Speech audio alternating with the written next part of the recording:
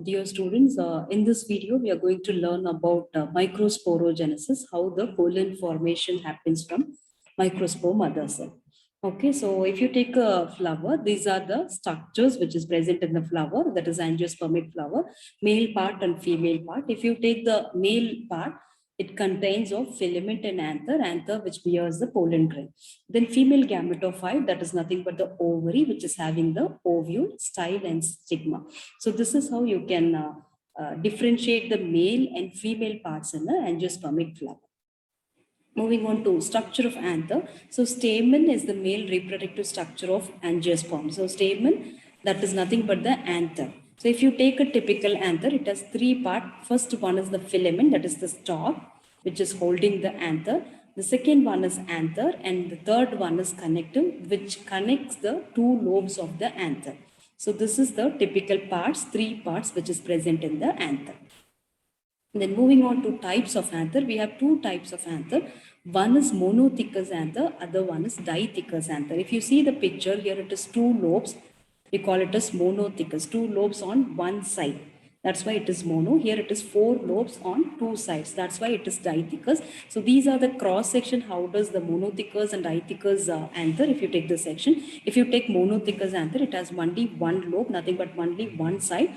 That bears two microspore mother cell. If you take dithecous anther, it has two lobes. This is one side, this is another side, two sides having radially it is present the microspore mother cell, or else you can call it as microsporangia. So these are the two types of anther, monothecous and dithecous. So this is how the section of monothecous and dithecous look like. So in monothecous, you have two microspore mother cell, whereas in dithecous, you have four microspore mother cell, which produces the viable pollen grains. So moving on to development of anther. So the process of development of anther that bears the pollen grain. So that process we call it as microsporogenesis. How the microspore development happens from the microspore mother cell. So look at the diagram here. So microspore, that is the anther development takes place in a flowering plant from anther primordium. So this anther primordium is nothing but highly meristematic parenchymatous cell. It is a homogeneous mass. Homogeneous means similar kind of cells that surrounds the epidermis. So next step is the differentiation of archisporial cell. So radially this anther primordium elongates to produce the archisporial cell. So assume this is the dithecous anther. So that's why it has two lobes and four archisporial cell. So from the archisporial, young archisporial cell, it goes for another division to form parietal cell and sporogenous cell. Parietal cell form the entire wall layers like epidermis, middle layer, tapetum. So these are all formed from the parietal cell, and sporogenous cell finally form the spore mother cell, where it delivers the microspores, nothing but the pollen grain. So this is how from the anther primordium, the microspore mothers are developed and matured and releases the viable pollen grain. So the sequence of events from anther primordium till the microspore development, we call that stages, that process is microsporogenesis. So this is how the anther look like. So these are the parts: outer epidermis, which is a protective layer. Then next to that endothecium, that is highly hygroscopic. Then middle layers, then tapetum. Tapetum is a nutritive tissue that surrounds the microspore mother cell. So that gives nutrition to the developing mother cell. Once the mother cell, pollen mother cell develop properly, it matures and releases the pollen outside. And this is the connective, where it connects the one lobe of dithecous anther with the other lobe. So here this is one lobe, this is another lobe. So dithecous anther, it has radially four microspore mother cell, and this groove we call it as stomium. When it releases the pollen, the stomium only breaks and releases the pollen grain. So moving on to the wall layers. What are the wall layers present in the sporogenous mother cell, the anthers? The outer layer is epidermis, which is consist of flattened cells, protective in function. It protects the inner sporogenous cell. Next one is endothecium, that is single layered, radially elongated cell, and thin layered area called stomium. This area here, this one, this groove, we call it as stomium. Here it is shown only one lobe.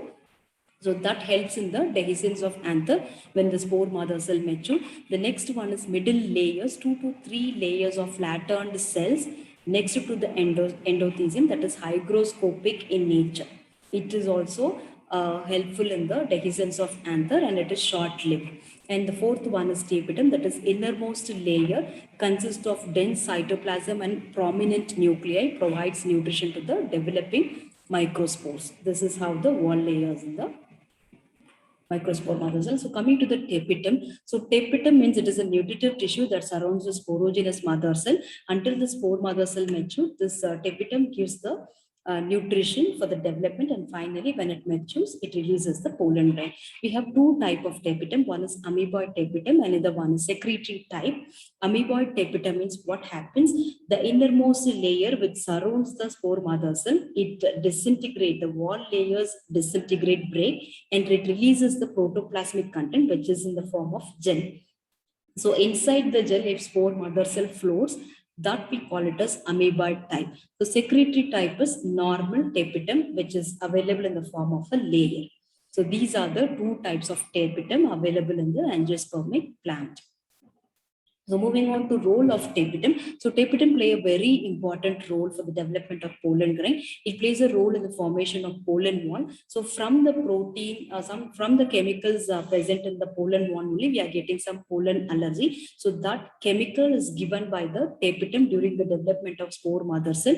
So when you take a pollen, it has a callose. Callose is nothing but a plug kind of thing that is present in all the pollen grain. So that callose that bind the pollen tetrad. It is a form of tetrad. So each one pollen form a tetrad because of the sealing called callose. When you take the amoeboid tapetum to digest the callose from pollen tetrad to free pollen. So this callase enzyme is produced by amoeboid type of tapetum to release us to digest the callose chemical, which binds the pollen tetrad and releases the pollen. And also tapetum provides some oil coating around the pollen grain. We call it as pollen kit. So this oily secretion around the pollen grain helps as an insect attractant during pollination and also protects the pollen from UV radiation. Okay, so I hope from this video you all know what is the angiospermic flower, how the male gametophyte formation takes place, how the female gametophyte, what are all the parts in the flower, which one is the male part, which one is the female part, and how the anther structure look like, what is the major part of the anther, and how the microspore mother cell pollen grain formation takes place. Okay, thank you.